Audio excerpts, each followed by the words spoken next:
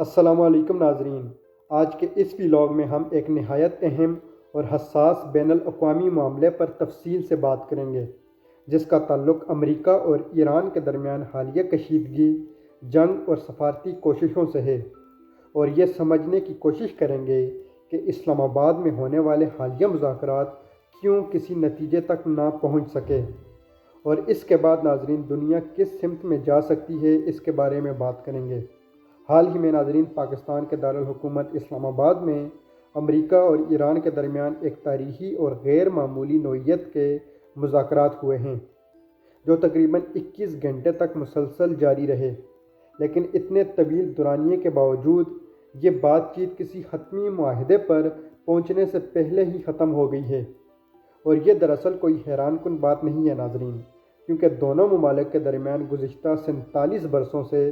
شدید بد اعتمادی، سیاسی کشیدگی اور دشمنی موجود ہے، جسے چند گھنٹوں یا ایک ہی نشست میں ختم کرنا تقریباً ناممکن تھا۔ یہ مذاکرات ایک ایسے وقت میں ہوئے ہیں ناظرین جب حالیہ جنگ نے پہلے ہی حالات کو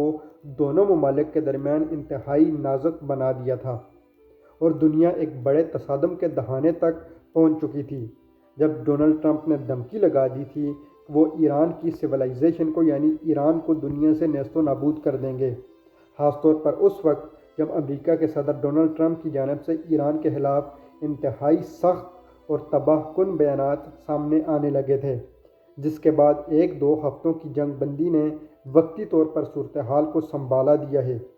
لیکن اب یہ جنگ بندی بھی غیر یقینی کا شکار نظر آ رہی ہے۔ ان مذاکرات میں ناظرین سب سے اہم اور بنیادی مسئلہ ایران کا جوہری پروگرام تھا، جہاں امریکہ کا موقف واضح ہے کہ ایران کو یہ یقین دہانی کرانی پڑے گی کہ وہ نہ صرف جوہری ہتھیار حاصل نہیں کرے گا، بلکہ وہ ایسے تمام ذرائع اور صلاحیتوں سے بھی دستبردار ہو جائے گا جو اسے تیزی سے جوہری ہتھیار بنانے کے قابل بنا سکتی ہیں۔ جبکہ دوسری طرف ناظرین ایران مسلسل اس بات پر زور دے رہا ہے کہ اسے یورینیم افسردہ کرنے کا مکمل حق عالمی طور پر حاصل ہے، اور وہ اپنے اس حق سے دستبردار کبھی بھی نہیں ہوگا، یہاں تک کہ اس کے پاس موجود تقریباً 440 کلو گرام یورینیم جو 60% تک افسردہ کیا جا چکا ہے، جو کہ ہتھیار بنانے کے درجے کے قریب ناظرین سمجھا جاتا ہے۔ اس معاملے پر بھی دونوں فریقوں کے درمیان شدید اختلافات موجود تھے۔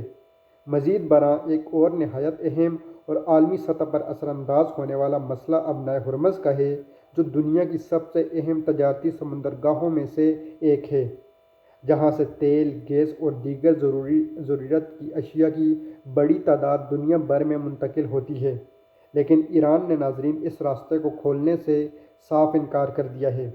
جب تک کہ کوئی نیا معاہدہ نہیں طے پایا جاتا، ایران اس راستے کو مکمل بند رکھے گا، اور اس بندش کی وجہ سے ناظرین عالمی معیشت کو شدید دھچکا پہنچ رہا ہے، اور کئی ممالک کو توانائی کے بحران کا سامنا ہے۔ ان مذاکرات کی ایک نمایاں اور تاریخی بات یہ بھی تھی ناظرین کہ دونوں ممالک کے اعلیٰ سطحی نمائندے ایک ہی کمرے میں بیٹھے، جو کئی دہائیوں بعد ممکن ہوا اور پاکستان کی مدد سے، اور اس سے پہلے یہ بھی یقینی نہیں تھا کہ دونوں فریق آیا کبھی آمنے سامنے بات چیت کرنے پر آمادہ ہوں گے کہ بھی نہیں،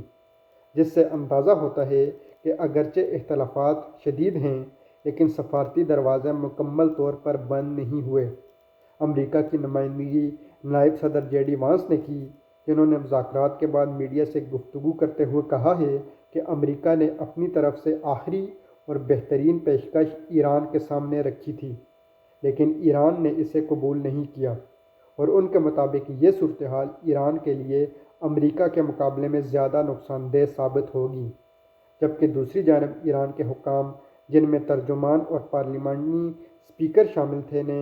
امریکہ پر الزام عائد کیا ہے کہ اس نے حد سے زیادہ اور غیر قانونی مطالبات پیش کیے، اور اسی وجہ سے اعتماد کی فضا قائم نہ ہو سکی اور مذاکرات ناکام رہے۔ ان مذاکرات کے درمیان ناظرین پاکستانی ثالثوں نے بھی اہم کردار ادا کیا، اور مختلف ماہرین، مشیروں اور اعلیٰ حکام کے درمیان مسلسل رابطے ہوتے رہے، حتیٰ کہ امریکی نائب صدر کے مطابق درجنوں مرتبہ صدر ٹرمپ سے بھی رابطہ کیا گیا، تاکہ ہر اہم فیصلے میں ان کی رائے شامل کی جا سکے۔ اس کے باوجود دونوں فریقین کے درمیان موجود گہری بد اعتمادی کی خلیج کو پر کرنا ممکن نہ ہو سکا۔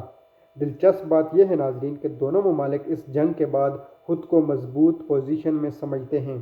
اور اسی اعتماد کے ساتھ مذاکرات کی میز پر آئے، لیکن ساتھ ہی یہ حقیقت بھی ان کے سامنے ہے کہ اگر سفارتی راستہ ناکام ہوتا ہے تو دوبارہ جنگ چھڑ سکتی ہے، جس کے اثرات نہ صرف ان کے اپنے عوام بلکہ پوری دنیا کی عوام کے لیے تباہ کن ثابت ہو سکتے ہیں۔ اب سب سے بڑا سوال یہی ہے ناظرین کہ آگے کیا ہوگا؟ کیا امریکہ دوبارہ مذاکرات شروع کرے گا یا سخت موقف اختیار کرتے ہوئے دباؤ میں اضافہ کرے گا؟ اور کیا ایران مزید لچک دکھائے گا یا اپنے اصولی موقف پر قائم رہے گا؟ اسی کے ساتھ ناظرین یہ واضح نہیں ہے کہ موجودہ 2 ہفتوں کی جنگ بندی برقرار رہ سکے گی یا حالات دوبارہ کشیدہ ہو جائیں گے۔ اطلاعات کے مطابق مذاکرات ختم ہونے کے بعد بھی کچھ غیر رسمی رابطے جاری ہیں اور پاکستان سمیت دیگر ممالک دونوں فریقوں کو دوبارہ مذاکرات کی طرف لانے کی کوشش کر رہے ہیں، کیونکہ عالمی سطح پر یہ احساس پایا جاتا ہے کہ اس مسئلے کا حل صرف بات چیت کے ذریعے ہی ممکن ہے۔ اگر ہم ناظرین ماضی پر نظر ڈالیں تو 2015 میں ایران اور عالمی طاقتوں کے درمیان ہونے والا جوہری معاہدہ بھی ایک طویل اور پیچیدہ عمل کے بعد ہی طے پایا تھا، جس میں تقریباً 18 مہینے لگے تھے، اور اس دوران کئی بار مذاکرات تعطل کا شکار ہوئے اور دوبارہ شروع ہوئے۔ اس لیے موجودہ صورتحال میں بھی یہ امید کی جا سکتی ہے کہ اگرچہ دونوں فریق سنجیدگی کا مظاہرہ کریں تو مستقبل میں کوئی پیش رفت ممکن ہو سکتی ہے۔ اور وقت مجموعی طور پر صورتحال یہ ہے ناظرین کہ نہ مکمل کامیابی حاصل ہوئی ہے اور نہ ہی مکمل ناکامی، بلکہ اسے ایک درمیانی کیفیت کہا جا سکتا ہے، جہاں کوئی بڑی پیش رفت نہیں ہوئی لیکن حالات مزید خراب بھی نہیں ہوئے، اور اب پوری دنیا کی نظریں آنے والے دنوں پر مرکوز ہیں کہ آیا یہ کشیدگی کم ہوگی یا نئے بحران کو جنم دے گی۔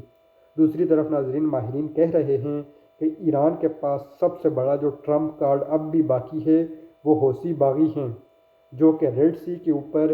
ابنائے ہرمز کے ساتھ اگر نقب لگا لیتے ہیں تو دنیا کے 30 سے 40% آئل جو ان گزرگاہوں سے گزرتا ہے وہ بند ہو جائے گا۔ اس لیے امریکہ ایران کے اوپر مزید ممکنہ حملہ نہیں کر سکتا۔ دوسری طرف ناظرین اسرائیل کے لبنان کے اوپر پے در پے حملے جاری ہیں، جس کی وجہ سے اب تک تقریباً 2100 مسلمان شہید ہو چکے ہیں، اور لبنان کو دنیا کا کوئی بھی ملک اس جنگ بندی سے روکنے کی کوشش نہیں کر رہا۔ اسی لیے ایران نے اپنی یہ شرط بھی رکھی ہوئی ہے کہ جب تک لبنان کے اندر اسرائیل اپنی جنگی کارروائیاں نہیں بند کرتا تب تک یہ مذاکرات کامیاب نہیں ہو سکتے۔ ناظرین اس معاملے سے ریلیٹڈ آپ سے مزید خبریں بھی شیئر کرتے رہیں گے۔ آج کے لیے اتنا ہی، آپ سے اجازت چاہتا ہوں، اجازت دیجیے، اللہ حافظ۔